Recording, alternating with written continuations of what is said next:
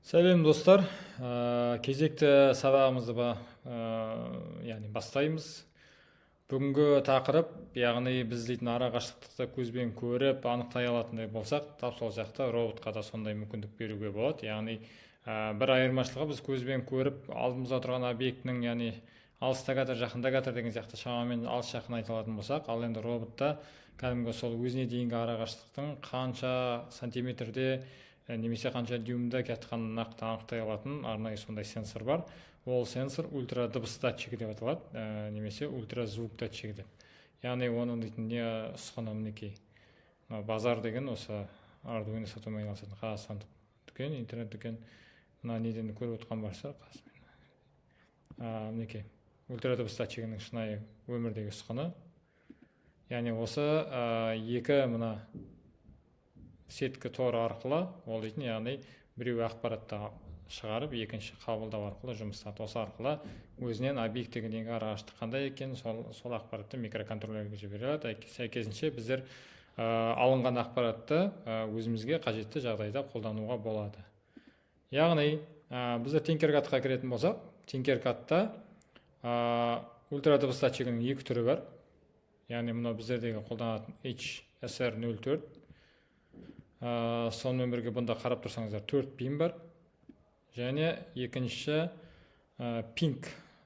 Ол да ультразвук датчик, Pink тек. Бұның ерекшелігі үшеуі, яғни екеуі питание, біреуі сигнал. Бірақ Arduino жинақтарының ішінде ең көп кездесетіні осы мына 4 порттық, яғни HSR04. Сондықтан да дейтін біздер бүгінгі сабақта осы төртеулікті қарастыратын боламыз.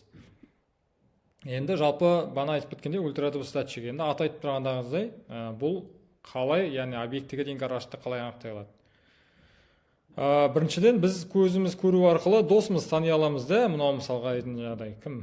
Марат келе жатқан, мынау дейтін стена тұрған, мынау столба деген сияқты анықтай алатын болсақ, ультра дыбыс датчигі алдында тұрған нәрсенің барлық объекті. Ол мен болайын, ол стена болсын, ол дейтін парта болсын, оның барлығына бұның барлығы объекті болсын.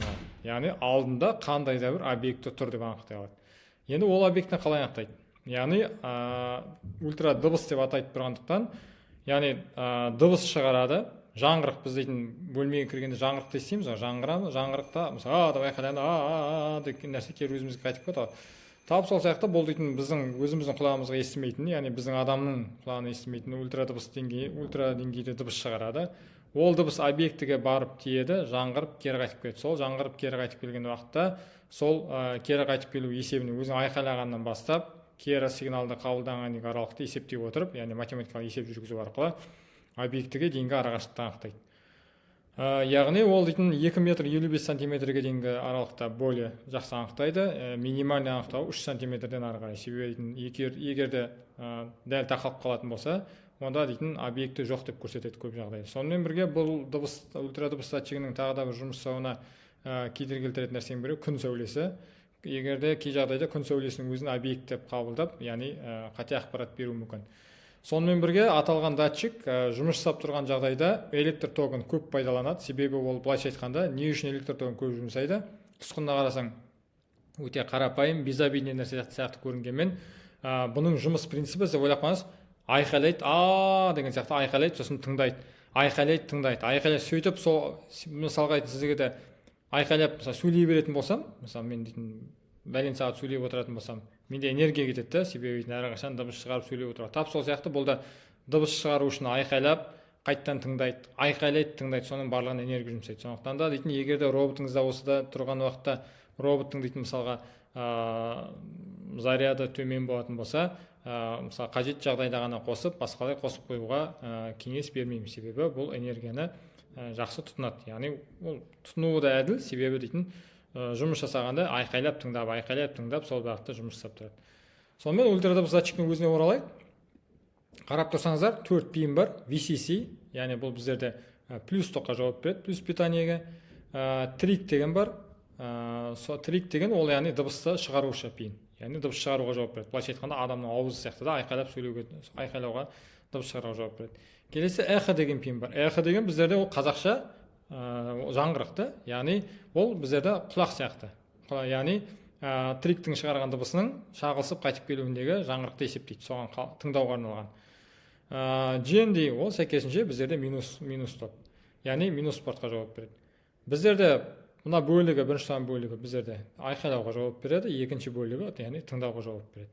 Мінекей TX яғни RX-ті қабылдайтындай. Сонымен біздер бұны қалай қосамыз? Бірінші, яғни провод қара тұр екен, минусты қосып алайық. GND-ді біздер сәйкесінше Arduino-дағы GND-ге қосамыз минусқа. Келесі қызыл түсті провод алайын, плюсті қосып алайық VCC-ді.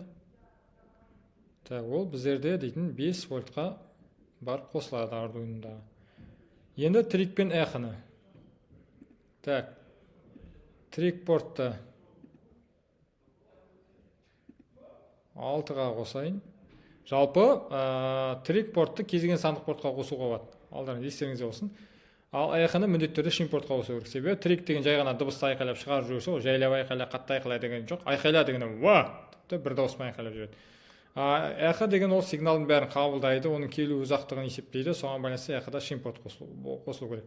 Но мынандай лайфхак бар. Егер де ертең ультразвук датчик жинап жатқан жағдайда қайсысы шим порт, қайсысы яғни жай сандық портқа қосуға болатынын ұмытып қалып жатсаңыздар, мен қазір сіздерге көрсетіп жатқандағыдай екеуінде қатар шим портқа қоссаңыздар болады.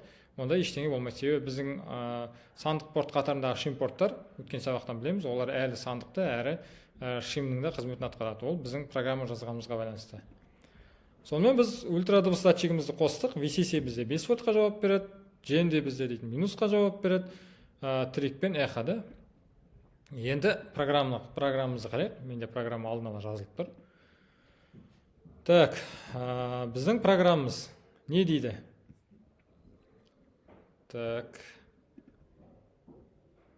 Размері тым үлкейіп кетті. Не дейді? Сонымен трик, эхо. Менде трик деген портым, яғни айнымалы, трик деген айнымалы алдым. Ол 6-шы портқа қосылған. Эхо деген айнымалы алдым. Бүтін сандар жиында жасатын ол менде эхо, яғни 5-ші портқа қосылған. Сонымен трик пен эхоның қосылғанын көрсеттім де 5-6 қосылып тұрған.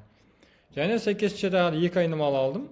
Ол дейтін duration, яғни бұл деген уақытқа жауап береді. Яғни сигналдардың триктен шығып эхоға қайтып келуіне жауап береді. Эхоның сигнал қабылдауына жауап береді. Яғни бұл былайша айтқанда уақыт триктен шығып эхоға келгендегі уақытты данныйды өзіне сақтап тұрады. Келесі біз өзіміз білетін сантиметр. Яғни екеуі де бүтін сандар жиында жатады. Сонымен режимдерді көрсетеміз. Трик пинім бана айқайлауға жауап беретін болғандықтан оның режимі output болады, яғни токты шығарушы. Токты максимум шығарғанда, яғни бізде максимум дыбыс кетеді. Эхо ол input, наоборот, эхо дейтін триктен кейін сигналдың қабылдап тұрады, қандай сигнал келіп жатыр. Мен ақпаратты монитор портқа шығарғым келеді, яғни Tinkercad-та ондай мүмкіндік бар, монитор порт, оның алдыңғы сабақтарда қарастырған болатынбыз. Яғни serial begin 9600, маған дейтін 9600 бот жылдамдықта ақпарат жарайды. Яғни ол ультразвуктың данныйын келген ақпаратты айналдырып, маған ақпарат ретінде беруге осы 9600 бот скорость жарайды. Сонымен void loop. Енді мынандай нәрсе бар. Жалпы Arduino-да болсын кезген жағдай жұмыс жасағанда, питаниеге қосқан бойда Arduino жұмыс жасауын бірден бастап кетеді. Сондай жағдайда бізде ультразвук дейтін, яғни ток толық жетпей жатқан жағдайда кейде ультразвук қате ақпарат беруі мүмкін. Себебі ультразвук деген ол біріншіден токты өте жақсы көреді, яғни көп сұрайды. Сонымен қатар ол токқа чувствительный, яғни өте нәзік токқа келгенде. Егер де токтан құттай ток дұрыс келмей, яғни 5 вольт толық келмей, мысалы 2 вольт келген жағдайда ол кейде теріс мән көрсетіп кетуі мүмкін. Ойлап қараңыздаршы, теріс мән деген сөз мен артымдағы затты көріп қойдым деген сияқты ғой. Яғни ол сондай ақпарат беріп қоюы мүмкін. Яғни ультразвукты біз Arduino-ға проектімізге орнатқан жағдайда ондағы проводтардың дұрыс контакты болып тұрғаны, яғни ол үшін дұрыс орналасқаны, мынау дейтін бірде тиіп, бірде тимей, біреу өйтіп тұратын болса, сәйкенше ультразвук соған байланысты ақпараттар дұрыс бермейді. Соның бәрін тексеру керек. Сондықтан да біздер корректный болу үшін бірінші программа басталған кезде трикті бірден айқайлатпаймыз, трикті бірден дыбыс шығармаймыз, бірінші ажыратып тастаймыз. Трикті ажыратып тастаймыз 5 миллисекундқа емес, енді микросекундқа ажыратамыз. Яғни 5 микросекундқа ажыратамыз. Сосын ажыратқаннан кейін трикті қайттан қосамыз. 10 микросекундқа. Яғни мынандай нәрсе. Қазақта айтады ғой, бірінші мен сөйлеп алайын, сен тыңда деген сияқты да. Біреу әңгіме соғып жатқан уақытта дейтін әрқашанда тыңдап ал, біздің атамыз айтқан тыңда, сосын бар жауап бер. Біреу әңгіме соғып айтып жатқан кезде жағаласпа, сөйлемес, тап сол сияқты, мынау сол философия ғой. Яғни эхо деген трикпен жағалап жұмыс жасамайды. Бірінші біз трикті айқайлатамыз 10 микросекундқа, деп трик айқайлап атады. 10 микросекунд айқайлап болғаннан кейін не істейміз? Трикті өшіреміз. Яғни сөйлеуін қояды. Не істейді енді? Эхо тыңдайды, құлағы тыңдайды. Яғни бана мен деп айтқаным келіп жатыр ма? Ол келіп жатқан ақпаратты pulse in функциясы арқылы жинаймыз ақпаратты. Неге диджиталмен жинамаймыз, диджитал райтпен жинамаймыз, мысалға диджитал райт қай қоймаймыз. Pulse in деген сөз, ол жаңғырық мынандай нәрсе. Бөлменің ішіне сіздер кіріп айқайлайтын болсаңыз, десеңіздер, дегенде деп қайтып келмейді. Ол қалай? Бірнеше рет солай келуі мүмкін да. Сондай жағдайда дегендерді ол pulse in деген бәрін жинақтайды.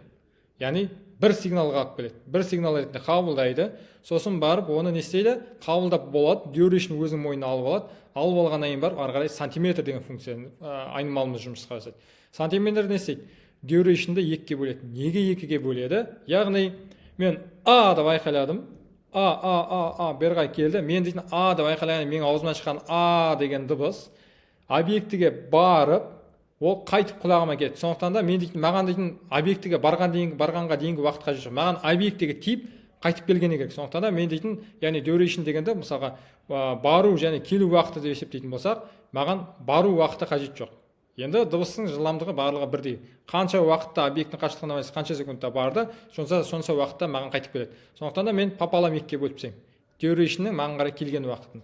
Енді 29,1 деген ол дейтін стандарт, яғни сол уақытты сантиметрге айналдыру. Бұл дейтін біздерде дыбыс жылдамдығына байланысты формула. Осын жаттап алсаңыз болады. Яғни duration'ды 2-ге бөлем, одан шыққан мәнді тағы да 2-ге бөлем, 29,1-ге бөлем. Сол кезде менің жылдамдықты, яғни дыбыстың объектіге тиіп қайтып келу жылдамдық уақытын, оны мен дейтін неге сантиметрге айналдырамын, өлшем бірлікке. Сосын алғаннан кейін, өлшем бірлікке алғаннан мен мынандай нәрсе жазамын. Serial print, яғни serial print ара қашықтық тең болады. Енді қарап тұрсаңыздар, ара қашықтық деген сөзім менде неде? 2 тырнақшаның ішінде, кавычканың ішінде. Бұл деген сөз тап осылай өзгертпей маған монитор портқа ара қашықтық және тең болады дегенде бірге шығарып береді. Бұның ішіне мен кириллицамен жаза аламын, яғни өзіміз күнделікті қолданып жүрген мен мынаны дәл қазір сәтте немен жазып қойдым да, латын әріптерімен жазып қойдым. Serial print, екінші астына serial println, print in емес, println сантиметр.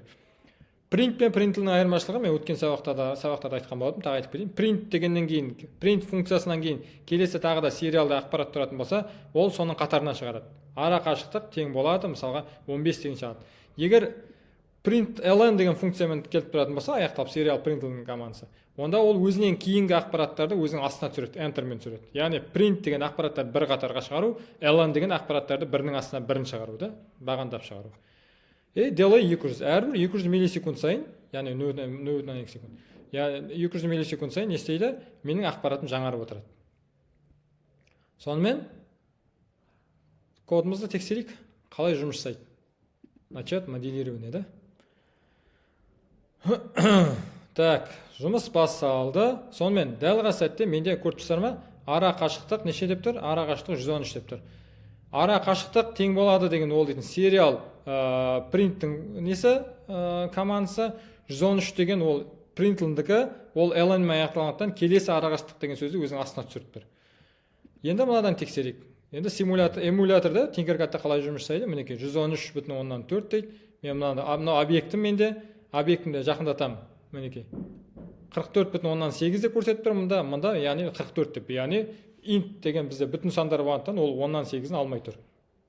Енді бізге қандай да бір ақпаратта бізге дейтін бүтін емес, бізге дәл-медәл өзі керек деп қарайтын болсақ, онда біздер дейтін программада мынаны өзгертеміз программадан. Мына int-ті бүтін сандар жиын, барлық нақты сандар жиынына айналдырды. Ол float. Мен қазір мына int-тердің бәрін float-қа ауыстырып шығамын. Так. Float. Начать моделирование басайын.